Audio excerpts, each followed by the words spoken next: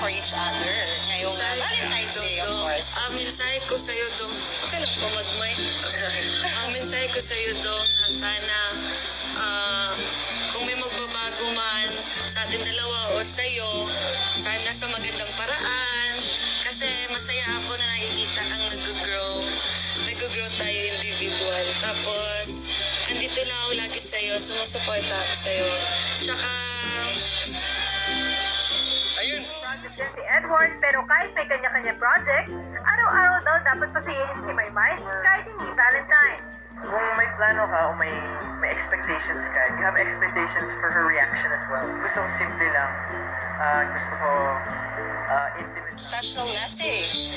Ano may message ko sa'yo na sana, ayun, hindi magbabago yung meron tayo. So, I'm so happy with where we are, what we're doing, kung anong achievements natin. And promise ko sa'yo na kahit Valentine's Day today, every day for the next 365 days will be Valentine's Day. Oh. Sumayin nyo ang kilig at good vibes ngayong araw. Hi guys! So welcome back to my YouTube channel and welcome back to another reaction video. Dito lang yan sa Dakar Doding Show. But before we get started, sa mga hindi pa nakasubscribe at bagong-bago pa sa akin channel, i-click mo na yung subscribe button to be part of my Carding Squad. I-like, i-share, i-favorite pa tong video na to para good vibes at happy lang. Yes guys, for today's video, ang gagawa nga natin ng reaction video, ito nga yung guesting nila Maymay Entrata at Edward Barber sa Umagang Kay Ganda. At ano nga ba yung plano nila ngayong Valentine's Day?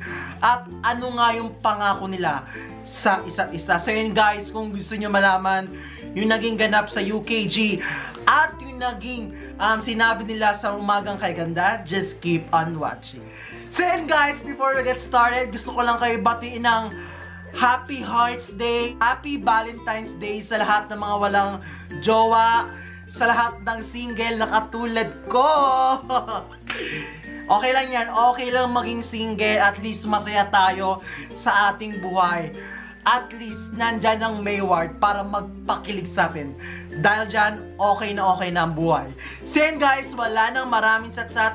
So without further ado, let's get started. So yun na nga guys, nagbabalik tayo sa panibago Mayward update dito sa aking channel. And this time ay kikiligin naman tayo dahil ito ang aking pinaka-Valentine's episode ko para sa inyo mga Mayward fans na dapat tayo ay kiligin. It's a Valentine's Day. Stop muna tayo sa mga issues, sa mga basher ni Maymay Entrata. Magpakaligaya muna tayo. So ayun na nga guys, ang Mayward ay nag-guest sa Umagang Kay Ganda kanina lang. Sa mga nakapanood, edi kayo na. Ako guys, hindi ko pa napanood, kaya gagawan natin ng reaction video yung nangyari sa Umagang Kay Ganda at yung pangako nila sa isa't isa. Bago pala yan, kahapon nanood ako ng TV Patrol at pinuture si Edward Barber. Ano nga ba yung plano niya sa Valentine's Day kay Maymay Entrata? Ito guys, panoorin natin yung sinabi niya sa TV Patrol. Na project din si Edward, pero kahit may kanya-kanya projects, araw-araw daw dapat pasayahin si Maymay kahit hindi Valentine's. Kung may plano ka o may expectations ka, you have expectations for her reaction as well. Gusto ko simple lang. Gusto ko intimate lang. Proud din si Edward kay Maymay na unti-unting nakikilala sa pagmamodel. Matapos maging cover girl. Oh my God! Diba guys, nakakakilig si Edward. Talaga iba yung pagmamahal niya kay Maymay Entrata.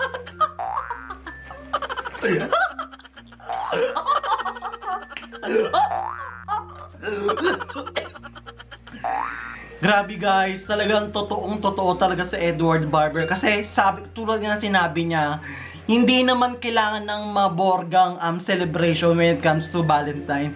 Basta maipakita mo lang sa partner mo o sa minamahal mo yung taos-puso mo pagpapakita sa kanya ng totoong pagmamahal, di ba? And tulad yan ang sinabi niya, dapat lagi mong ipadarama o ipapakita sa kanya kahit hindi Valentine's Day ay ipadama mo sa kanya na mahal mo siya. At yan ang ginagawa ni Edward Barber araw-araw kay Maymay Entrata. So guys, ito naman yung guesting nila sa Umagang Kay Ganda. Ano nga ba talaga yung magiging plano nila mamaya sa Valentine's Day? Ano nga ba? Panoorin natin to. Ang plano po namin ngayong araw, may shoot kasi kami. So, hindi ko alam kung ano plano. Baka magdi-dinner po kasama yung mga pamilya namin. Kasi gusto namin simple lang. Eto guys, pakinggan naman natin yung scene, yung pangako ni Maymay kay Edward Barber. Kaya guys, kapit lang kayo, baka matumba kayo sa inupuan nyo ha. Ito na. Kain nyo naman for each other. Ngayong Valentine's Day, of course. Mensahe ko sa'yo, Dong. Bakit ko mag-mic? Ang mensahe ko sa'yo, Dong, na sana kung may magbabago man sa ating dalawa o sa'yo, sana sa magandang paraan.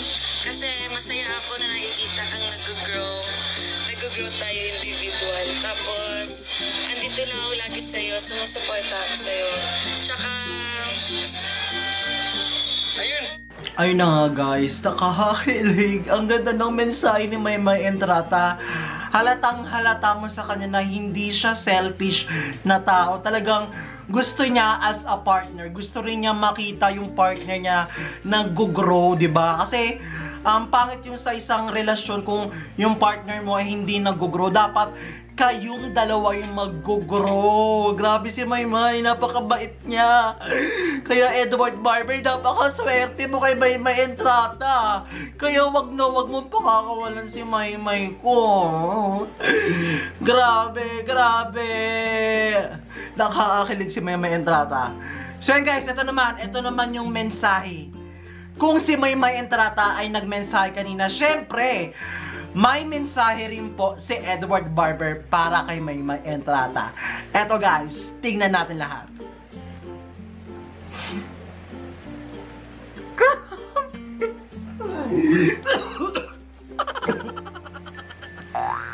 Guys, nanunuot yung sinabi ni Edward Barber. Pinangako niya kay Maymay Entrata na kahit anumang mangyari ay hindi siya magbabago. Gawin niya lahat para mapasaya lang si Maymay Entrata araw-araw. Kasi sinabi niya 365 days eh. So ibig sabihin nun, araw-araw. Grabe oh.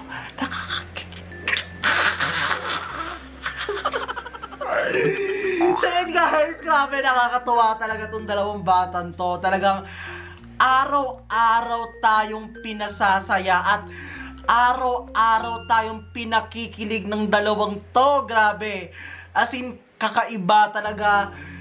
Hindi mo siya maihahambing sa ibang mga love team kasi yung pagiging sweetness nila ay talagang natural. At sa mga nagsasabi na nagbago na si Edward Barber para kay Maymay Entrata, no. It's a big wrong, di ba? Kasi kitang-kita naman natin ang pruweba na hindi naman talaga nagbago si Edward Barber. Dahil lagi niyang pinadarama at lagi niyang pinapakita yung effort, lagi niyang pinapadama kay Maymay Entrata na mahal niya si Maymay. Kaya guys, it's a rumor, it's a fake news na nagpapakalat ng balita na nagbago na si Edward Barber kay Maymay Entrata. Hindi yan totoo guys. Dahil kitang-kita nyo naman. Diba? Ako na magpapatunay sa inyo guys. Mapa off-cam o mapa on-cam. Grabing sweetness nila. Kaya guys, sobrang nakakatuwa to si Edward at si Maymay kasi talagang natural sa kanila yung pagmamahalan nila. Kahit hindi pa nila inaamin. Guys, umami na ang Katniel, umami na ang Lisken, and eto na lang inaantay natin. Kailan kaya aamin ang Mayward, diba? Alam ko some of you talagang sobrang matutuwa at sobrang mamamatay sa kilig pag binunyag na yung sekretong na sila, as in sila na talaga. So yun guys, dito natatapos ang ating reaction video. Ito ngayon nakakakilig na mensahe nila sa umagang kay ganda. At sobrang napaligaya ako ngayong gabi kahit wala akong kadate.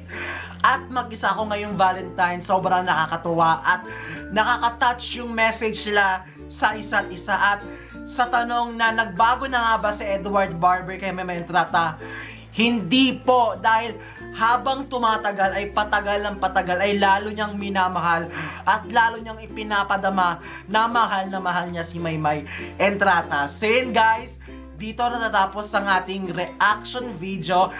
If you enjoyed it, don't forget to give a big thumbs up, i-like, i-share, i-favorite mo itong video na to, at mag-subscribe ka na rin sa aking channel for more videos and to be part of my carding squad. Tandaan nyo guys, ako ang inyong baklang may laban na laging nag-iiwan ng isang kasabihan. Ano mang pagsubok ang pagdaanan, laban! Kaya guys, bye-bye! See you on my next video! Bye-bye guys! Happy Valentine's everyone! Mwah, mwah, mwah, mwah. Happy Valentine's! I love you all.